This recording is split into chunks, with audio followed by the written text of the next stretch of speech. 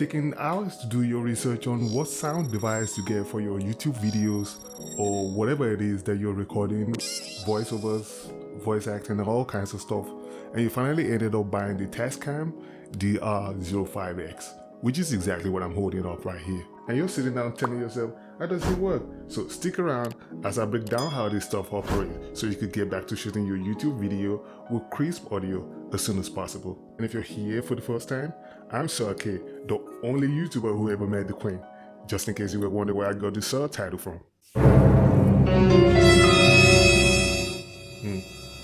Yeah. This is an unboxing video that doesn't show the actual unboxing. The device is pretty much new, and I decided to put it to use for a while before actually doing the product review.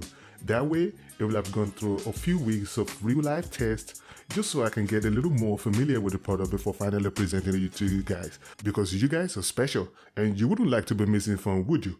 It came in this box with 2 AA batteries, and I don't feel like going through a whole ton of pages just to show you how the damn thing works. And since the average viewer has the attention span of a toddler these days, you want someone who can just skip right past the BS and cut right straight to the chase. And that's what I'm gonna do. You turn on the device with the home button. I can take you through a whole bunch of nonsensical functions you will never use in this device, but to keep things simple, so that you could go ahead and start recording, since that's obviously the main goal, right? Gamepad-like buttons so you could toggle between settings, up and down, forward and back. It also has a menu button that does the obvious. It has this PB continuous button to set playback speed. Like really? Who's gonna be playing back their recordings on this tiny speaker? A quick button to delete files. A mark button to mark a particular point of recording to help syncing with videos. A USB port to connect the device to the computer so as to be able to transfer files. And here, /headphone line out to monitor your audio. A mic input to plug external mics, like the lav mic into. An SD card port. A hold button.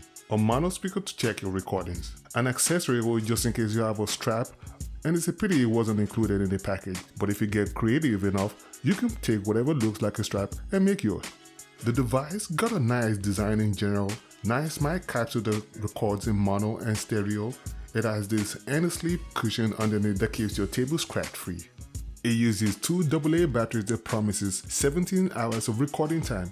I actually reached 20 hours recently while testing it, but that comes down to recording settings. It might only last 10 hours, so be aware. Depending on what you're covering, obviously you're gonna need to dive deep into the features of this device. Be ASMR, hey, how you doing? Mama, let me whisper in your ears. YouTube videos, concerts, interviews, voice chats, musical instruments, or even if you're making some sound effects. And just see whatever suits your needs. Now you can go ahead and press the menu button, press play button to select record, and the forward button to change the format. Set it at WAV 24-bit for best quality of course, and MP3 if you're a little short on storage. Rewind button to go to the next option. It's 48K by default. You can change it to 44K or even up to 96K. But if all you want to do is record audio for your videos, you're good to go at 48K. And if it's only audio recordings you're willing to do, then 44K might just be enough. Personally, I won't go as high as 96K unless you're recording a musical instrument that requires high quality audio. Alright, so type. You want it set at mono for voiceovers, and of course stereo if you're capturing sound effects. Mic power should be set at on. That way, your live might get powered in case it's not powered independently. You want local, set at 40 Hz. To cut down background noise, and if you want super silent background noise, then you might want to go ahead and select 80 Hz or even higher. But really, anything higher than 40 Hz is usually not audible for the human ears, unless of course you have the hearing sensitivity of a dog. Now pre-rec, auto tone, tone sex, tone volume, mode, and level, you could go ahead and leave all these settings as the default. You don't need them anyway. Play settings is pretty much intuitive. Truth be told, you're not going to be playing back anything on this device. The sound coming from the speaker is just that low. iOS settings are one of those things you really don't need. Browse is to see what you've recorded and delete them if you have to. Go to USB to connect the device to the computer so as to transfer files. Select Audio I/F to use the Tascam DR-05X as an external PC mic. Go ahead and pick others to access the file information. Monitor, mix, tuner, effect, and a whole bunch of things you would never use. System. Auto power save is set to 30 minutes by default.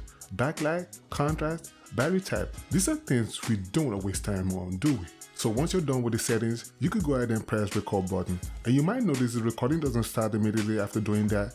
What this does is actually put the device in a standby mode for you to check your levels and other recording settings. It's not until the second time around that the actual recording begins. So check that to be double sure, otherwise you might end up shooting a whole video thinking that your device captured it all, only to finish and find out you didn't record shit.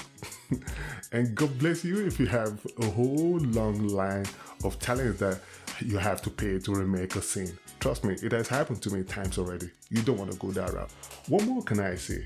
It records in WAV format for the best audio quality possible, and MP3 if you're short on storage. But why would you want to do that when you can just get a bigger SD card, for God's sake? I mean, this device supports storage of up to 128 gig. So stop it. Stop. Get enough storage and record in highest possible settings so as to get the best out of this device already, okay? Don't be a cheap rat. So to the actual sound test, here's the Tascam hooked up with the lav mic. So let me tell you a story. Someday I went to the shop to buy some wine with my friends. The lady at the cash register asked if she could see my ID. I laughed and I said, "Whoa, that's a compliment." She giggles and said, "Oh, you must have misunderstood me, because that's not what I meant. I only asked for IDs, just so I could laugh at what people look like." Obviously, you get a better sound the closer you move the device to your mouth. Of course, when you're done recording, you're gonna have to sync each clip of the video with the audio from the Tascam. It's not really a big deal. Just clap at the beginning of each recording.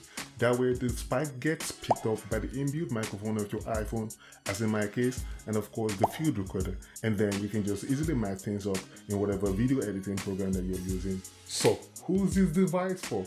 If you're not ready yet or like the funds to move to an XLR-based microphone and you don't have organ to donate to get a wireless recording, this device might be the best choice for you. The Tascam is pretty inexpensive these days. You could get a decent lav mic like the Monocore ECM821 LT. The difference between this setup and the audio coming from the inbuilt microphone of your iPhone is just day and night, fellas. You can't believe it. You won't believe what a significant improvement you can bring to your YouTube videos as you upgrade to such device. Okay, that's it, fellas. I hope I helped someone confused as to what audio recorder to choose for their YouTube videos. Make the right choice.